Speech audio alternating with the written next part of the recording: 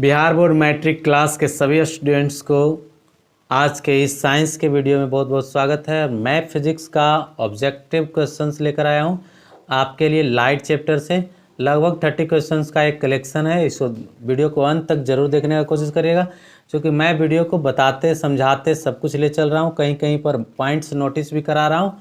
जो चीज़ आपको डिफ़िकल्ट लगेगी वो सारी चीज़ों को मैं बताने का कोशिश करूँगा, इसलिए वीडियो को अंत तक देखिएगा। चैनल को अब तक सब्सक्राइब नहीं किया तो चैनल को सब्सक्राइब करिए, लाइक करिए और वीडियो को अंत तक देखिए। चलिए देखते हैं। पहला, प्रकाश की किरण गमन करती है तो कहाँ गमन करती है, कैसे गमन करती है? तो सीधी रेखा में गमन करती है। इसमें तो किसी को कुछ कहना नहीं है। ऐसा क्वेश्चन में मैं कुछ नहीं बताऊंगा आपको, विशेष प्रकार के क्वेश्चन में। चलिए, प्रकाश का वेग न्यूनतम होता है, कहाँ होता है? तो प्रकाश का जो वेग होगा वो न्यूनतम कहाँ पर रहेगा? जहाँ पर ठोस होगा। तो यहाँ पर देखेंगे कि ठोस है कि नहीं, तो कांच ठोस है ना, तो यहाँ पर होगा। ओके, चलिए नेक्स्ट क्वेश्चन में हम बात करते हैं। क्वेश्चन नंबर हम चलते हैं 3 में। क्वेश्चन नंबर 3 लिखा है, मोटर गाड़ी के चालक के सामने लगा हुआ जो दर्पण है होता है वह कौन सा होता है? तो वह होता है समतल दर्पण? नहीं। उत्तल दर्पण होता है? बिल्कुल होता है। सामने यानी कि जिसको हम कहते हैं साइड मिरर। साइड मिरर के रूप में कौन सा दर्पण का प्रयोग किया जाता है?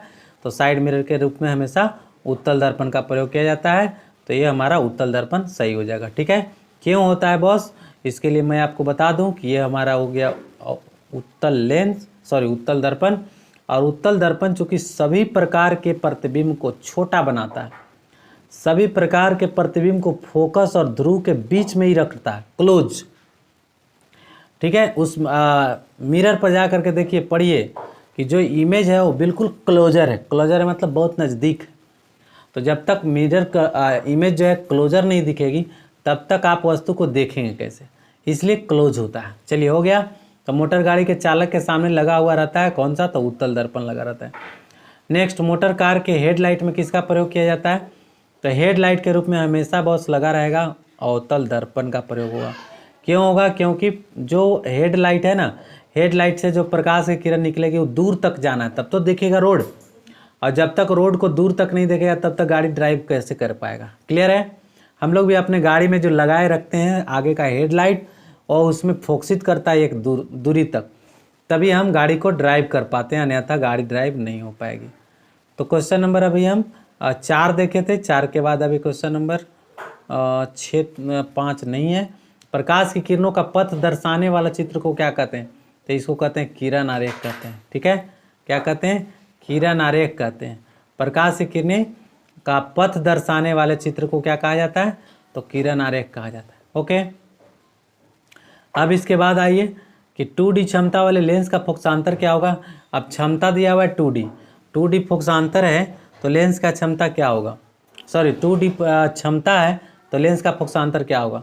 तो देखिए बहुत, सबसे पहले P बराबर आप जान लो 1/F होता है। ओके, अब 1/F होता है तो F हमको F तो दिया नहीं है हमको, तो 2D दिया हुआ है, यानी P के जगह पर 2 है। और 1 में कितना हो गया? F।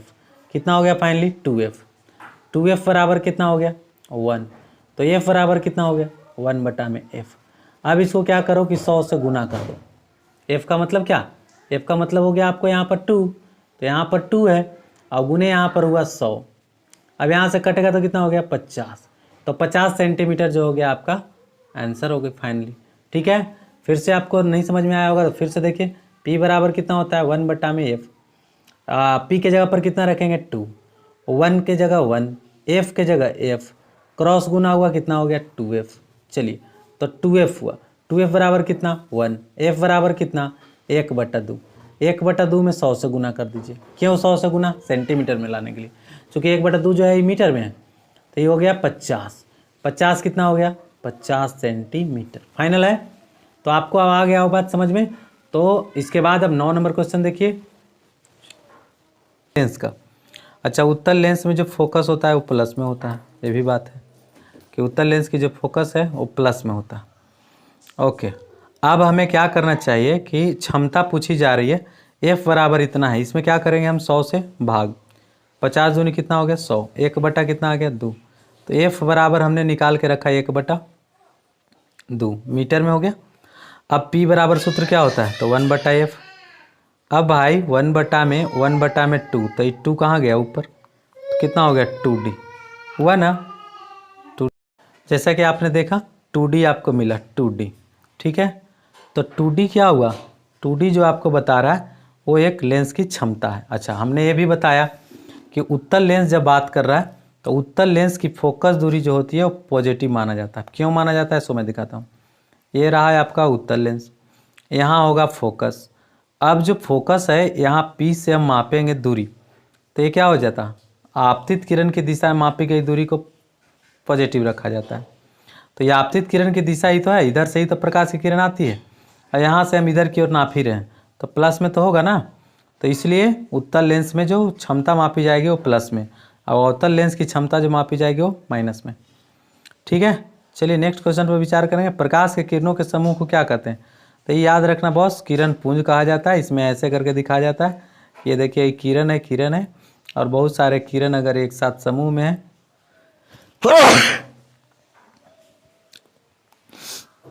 बहुत सारे किरण अगर एक साथ समूह में है तो उनको क्या कहेंगे, किरण पुंज कहेंगे। तो बी नंबर ऑप्शन हो गया सही। अब क्वेश्चन नंबर नेक्स्ट देखते हैं हम। क्वेश्चन नंबर नेक्स्ट है, उत्तल लेंस की क्षमता होती है, उत्तल लेंस की क्षमता कैसी होती है। अभी जस्ट हम बात कर रहे थे कि उत्तल लेंस की क्षमता कैसा होता है, तो उत्तल लेंस की क्षमता हमेशा कैसा होता है, धनात्मक होता है, ऋणात्मक कभी नहीं होगा। ध्यान दीजिएगा, ऋणात्मक किसका होगा, जिसका अगर मान लीजिए एक, चलिए इसको भी देख ही लीजिए। अवतल लेंस जो होता है, अवतल लेंस जो अवतल लेंस होती है, सॉरी अवतल लेंस जो होता है वो इस तरह का उत्तल लेंस होता है ऐसे, और अवतल लेंस होता है ऐसे, ठीक है। तो उत्तल लेंस की जो क्षमता होगी वह क्या होगा, तो उत्तल लेंस इस प्रकार का हो गया, और इसमें के फोकस जो है से इधर का काम करता है, इधर वाला फोकस काम करता है, इधर का फोकस काम करेगा, इधर से फोकस काम करेगा। सॉरी लेकिन हम गलती कर लिए। देखिए उत्तल लेंस का फोकस पूछा जा रहा है, उत्तल लेंस का फोकस दिया हुआ है 50 सेंटीमीटर का, ठीक है। तो उत्तल लेंस होता कौन है, ये है उत्तल लेंस और ये है अवतल लेंस, ठीक है।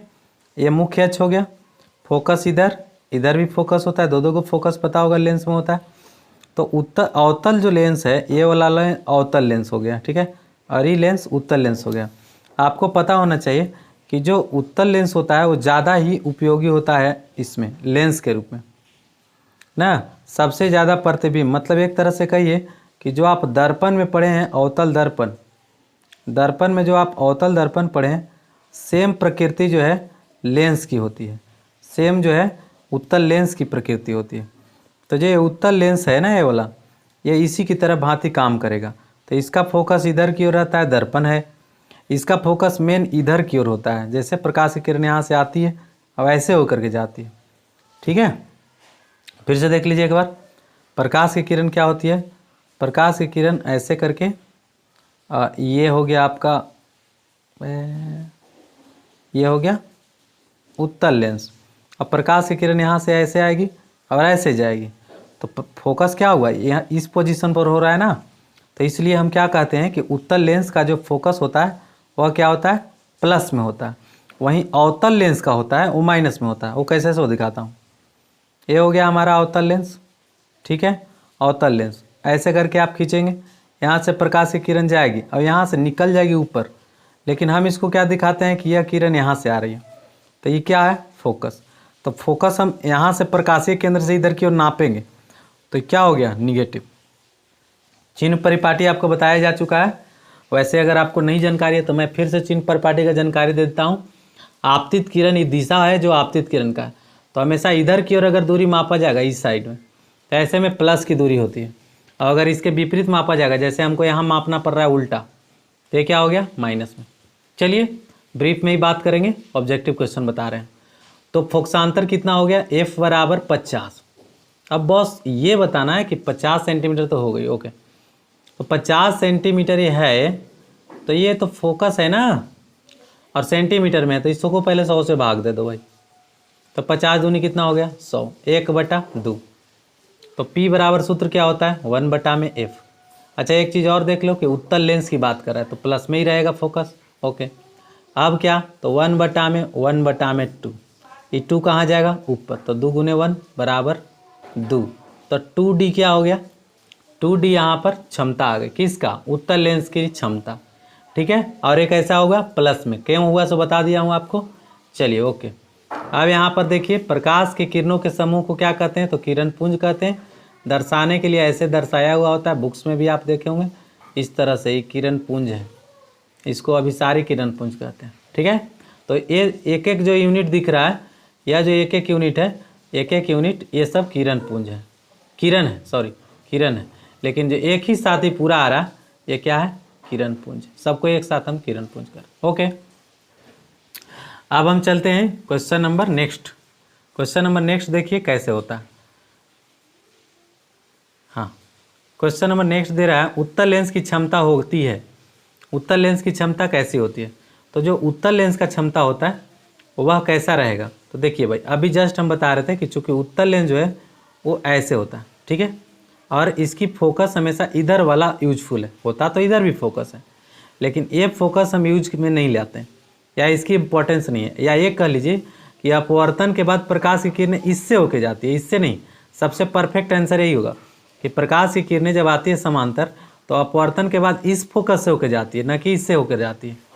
क्लियर हो गया, तो इससे होकर के जाएगी तो यहाँ प्रकाशीय केंद्र से इधर की ओर नापेंगे तो प्लस में ही दूरी मापा जाएगा ना, इसलिए इसका क्या होगा, धनात्मक, तो इसको हम मान लेंगे धनात्मक। चलिए ये हो गया 11 नंबर का क्वेश्चन।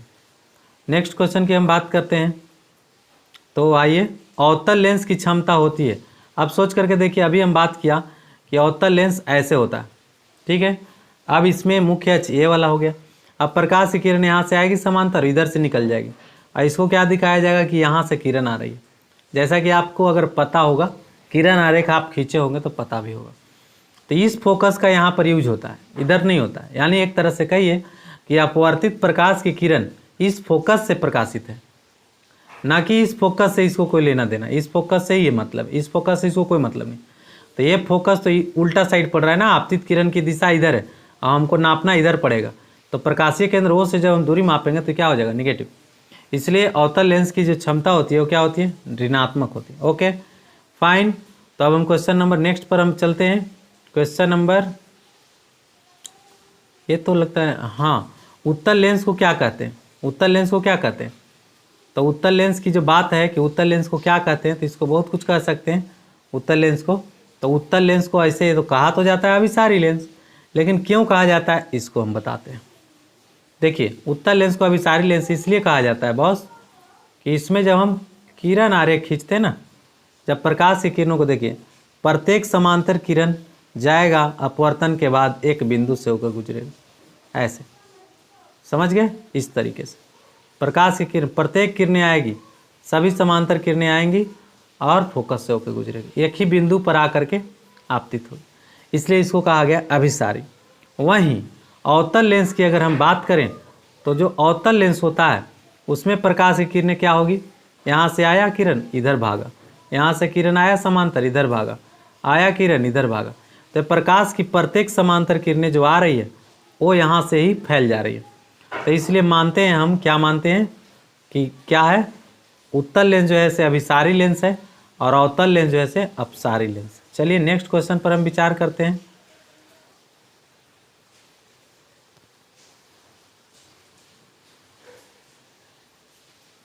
अवतल लेंस को कहते हैं, तो हो गया, निम्न में से कौन सा पदार्थ लेंस बनाने के लिए प्रयुक्त नहीं किया जा सकता। आप खुद से सोचिए कि लेंस बनाने के लिए किसका प्रयोग नहीं किया जा सकता। क्या कभी मिट्टी का प्रयोग किया जाएगा लेंस बनाना है तो? लेंस बनाने के लिए जल का प्रयोग होगा, नहीं होगा। और प्लास्टिक का हो सकता है, प्लास्टिक का होगा, लेकिन सबसे ज़्यादा बेहतर जो आंसर इसमें से निकल करके आ रहा है वो होगा हमारा कांच का। ठीक है, यानी बी नंबर है ऑप्शन हमारे लिए सही हो जाएगा। ठीक है, तो कांच का हो सकता है, जल का नहीं हो पाएगा, प्लास्टिक का भी नहीं हो पाएगा, और नीचे में जो ऑप्शन दिया मिट्टी का, ये तो कभी होगा ही नहीं। ओके, तो क्वेश्चन ही खत्म हुआ। अब हम नेक्स्ट क्वेश्चन पर चलते हैं।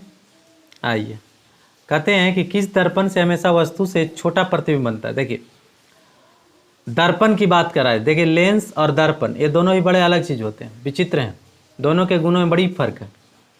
तो चलिए दिखाते हैं हम कैसे हम इसको आइडेंटिफाई करने वाले हैं। चलिए समझते हैं।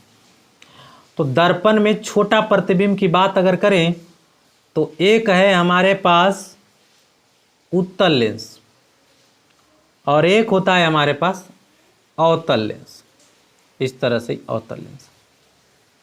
तो जो उत्तल लेंस है भाई, इसमें फोकस यहाँ हो गए। प्रत्येक प्रतिबिंब का जो निर्धारण होगा ना, वो आकर के फोकस पर होगा, या यहाँ होगा या यहाँ होगा या यहाँ होगा, और हमेशा छोटा होगा। इससे ज़्यादा छोटा वस्तु का प्रतिबिंब नहीं होगा, और हमेशा प्रतिबिंब वस्तु से छोटा ही बनेगा। ठीक है, तो इसलिए ही इसका प्रयोग साइड मिरर के रूप में किया भी जाता है कि ये हमेशा छोटा प्रतिबिंब का निर्माण करेगा। पीछे से जो आ रही है गाड़ी, उसको देखना है, तो गाड़ी को देखने के लिए सबसे जो सहूलियत होगा वो यही होगा कि नीचे से आ रही ट्रक को हमको पूरी तरह से मिरर में देख लेना। तो छोटा प्रतिबिंब बनाएगा तभी तो देख पाएंगे, नहीं तो दिखाई देगा ट्रक थोड़ी है। किस दर्पण से वस्तु का बड़ा प्रतिबिंब बनता है?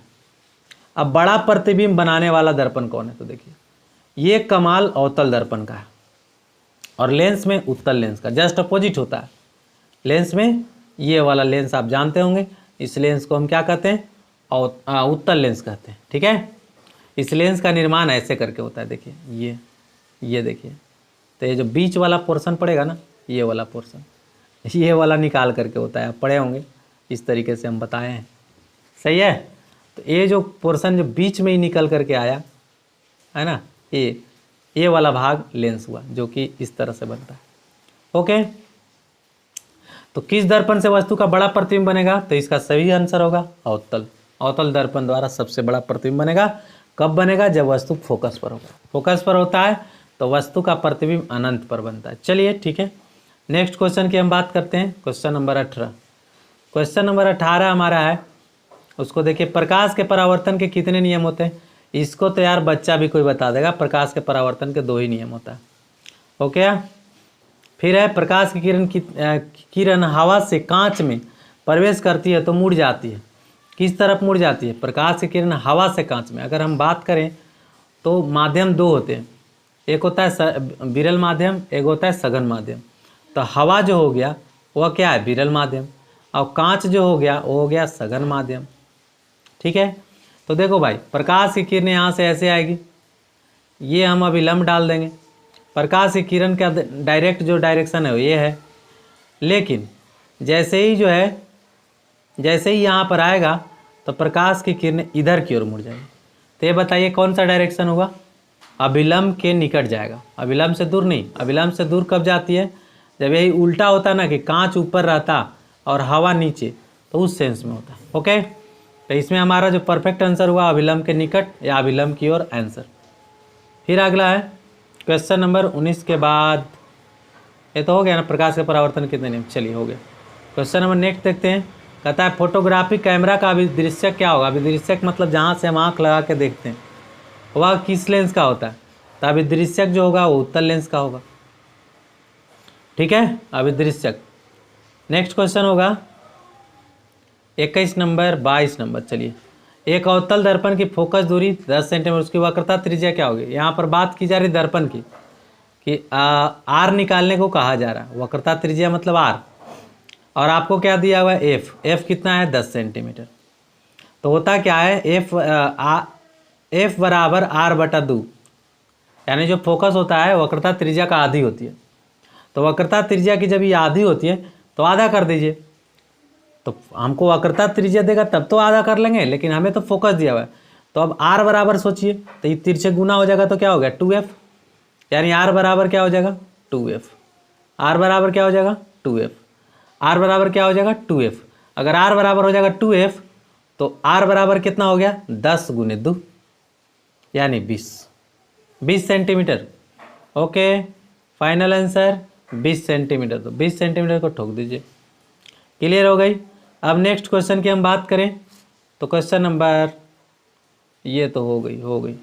चलिए 23 नंबर आइए, निर्गत किरण एवं अभिलंब के बीच के कोण को क्या कहते हैं? निर्गत किरण एवं अभिलंब के बीच के कोण को क्या कहते हैं? जो निर्गत किरण होता है, निर्गत माने बाहर से जो निकल गई है, हाँ, अभिलंब के बीच के कोण को क्या कहते हैं? ऑप्शन है आपतन कोण, परावर्तन कोण, निर्गत कोण। सबसे बढ़िया जो आंसर होगी वो निर्गत कोण होगा। ठीक है, आगे सरल सूक्ष्मदर्शी में किसका प्रयोग किया जाता है? देखिए भाई, सरल सूक्ष्मदर्शी में जो प्रयोग करेंगे, किस लेंस का प्रयोग करेंगे, ये होगा, तो ये उत्तल लेंस का प्रयोग करेंगे। अब क्यों करेंगे? तो सरल सूक्ष्मदर्शी आखिर काम तो करता यही ना है कि छोटी चीज़ों को हमें बड़ा बड़ा दिखता है, छोटा छोटा पॉइंट है, इसको जब हम सूक्ष्मदर्शी, सरल सूक्ष्मदर्शी लगाएंगे तो इनको क्या दिखाएगा? बड़ा बड़ा दिखाने लग जाएगा। तो किसका प्रयोग करना है? उत्तल लेंस का प्रयोग करना है सरल सूक्ष्मदर्शी में। चलिए नेक्स्ट क्वेश्चन पर चलते हैं। हाँ, ये भी हो चुका। नेक्स्ट क्वेश्चन आइए, किस लेंस के द्वारा सिर्फ काल्पनिक प्रतिबिंब बनता है? मार दो भाई, इसमें तो कोई टेंशन ही नहीं। किस लेंस के द्वारा की बात कर रहा है? अवतल लेंस का। अगर ये दर्पण पूछता तो उत्तल दर्पण का। तो देखना भाई, ध्यान रखना, यहाँ पर लेंस लिखा गया, इसका केयर नहीं करोगे तो गड़बड़ होगा। ठीक है, लेंस लिखा गया। अगर लेंस की बात की जा रही है तो लेंस में हम हमेशा ध्यान रखेंगे कि किस लेंस का प्रयोग करना है, तो हमें उत्तल लेंस का ही प्रयोग अवतल लेंस का प्रयोग करना है। ठीक है, नेक्स्ट क्वेश्चन, काल्पनिक प्रतिबिंब हमेशा होता है। तो देखिए भाई, मैं कहता हूँ काल्पनिक को झूठा, काल्पनिक को क्या कहता हूँ? झूठा। और झूठा जो होता है प्रतिबिंब वो हमेशा सीधा होता है। ठीक है, इसको हम ऐसे कहते हैं कि जो झूठा आदमी होता है हमेशा सीधा लगता है। ठीक है, और जो उल्टा होता है वो वास्तविक होता है। तो वास्तविक प्रतिबिंब, जो सच्चा आदमी होगा वो हमेशा आपको झूठा लगेगा, और जो झूठा है वो आपका सीधा लगेगा। ठीक है, तो चलिए, काल्पनिक प्रतिबिंब हमेशा कैसा रहता है? सीधा। तो काल्पनिक प्रतिबिंब सीधा प्रतिबिंब होता है। ओके, चलिए नेक्स्ट, लेंस में मुख्य फोकस की संख्या कितनी होती है? अब लेंस आपको कई बार हम बना के दिखा चुके, फिर से एक बार देख लीजिए। ये लेंस है, तो एक फोकस इधर होती है और एक फोकस इधर, तो मुख्य फोकस की संख्या कितनी हो गई? 2। आंसर। ठीक है, बात समझ में आ रहा है? तो हमने आंसर के साथ साथ क्वेश्चन का एनालिसिस भी किया, जिससे आपको ये बात समझ में आए। सर्च लाइट का परावर्तक सतह कैसा रहेगा? सर्च लाइट जो देखने के लिए आप प्रयोग करेंगे तो हमेशा वो अवतल लेंस का प्रयोग किया जाएगा उसमें। ठीक है, चलिए नेक्स्ट होगा हमारा, दाढ़ी बनाने में कौन सा दर्पण प्रयोग किया जाता है? तो इसमें अवतल दर्पण का प्रयोग किया जाता है। क्यों किया जाता है? बस करने से पहले इसका वजह ये है कि दाढ़ी बनाने वाला जो दर्पण होता है ना, उसमें हम प्रतिबिंब को फ्रेश देख पाते हैं, बड़े साइज का प्रतिबिंब देख पाते हैं, सीधा और बड़ा प्रतिबिंब देख पाते हैं। ऑब्जेक्ट यहाँ पर होता है, यानी कोई मैन यहाँ पर होता है, और उसका जो फेस है ना, उसका जो फेस है वो यहाँ पर दिखता है और बड़ा दिखता है। तो इसीलिए दाढ़ी बनाने वाले दर्पण में किस लेंस का प्रयोग किया जाता है?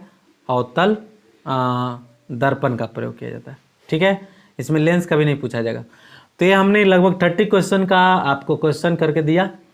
ये क्वेश्चन सारे 10वें से फिजिक्स का लाइट चैप्टर से रिलेटेड था, जिसमें लेंस और दर्पण को समाहित किया गया।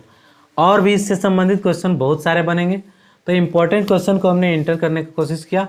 यदि आपको ये वीडियो थोड़ा सा भी अच्छा लगा है, हेल्पफुल हुआ है, तो लाइक करिए, सब्सक्राइब करिए और अपने दोस्तों को शेयर करिए, ताकि उन्हें भी इस तरह का इम्पोर्टेंट कंटेंट्स परीक्षा के पॉइंट ऑफ व्यू से उपयोगी हो सके, उन्हें लाभ मिल सके। तो शेयर करिए, लाइक करिए, सब्सक्राइब करिए। Thank you.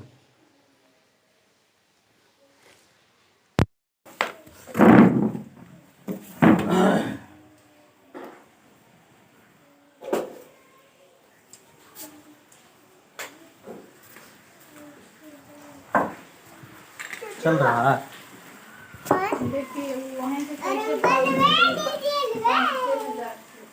भागा ऊपरे नीचे 35,000 रुपये भाग लेंगे तो हमारे समझ में आएगा। हम कह रहे थे कि जितना ज्यादा ऊपरे जाए वो तो एगो बात की बात हुआ, ठिकाने भी कर सका, यही कारण बताई तो ये नहीं सिखा लिया। हाँ कर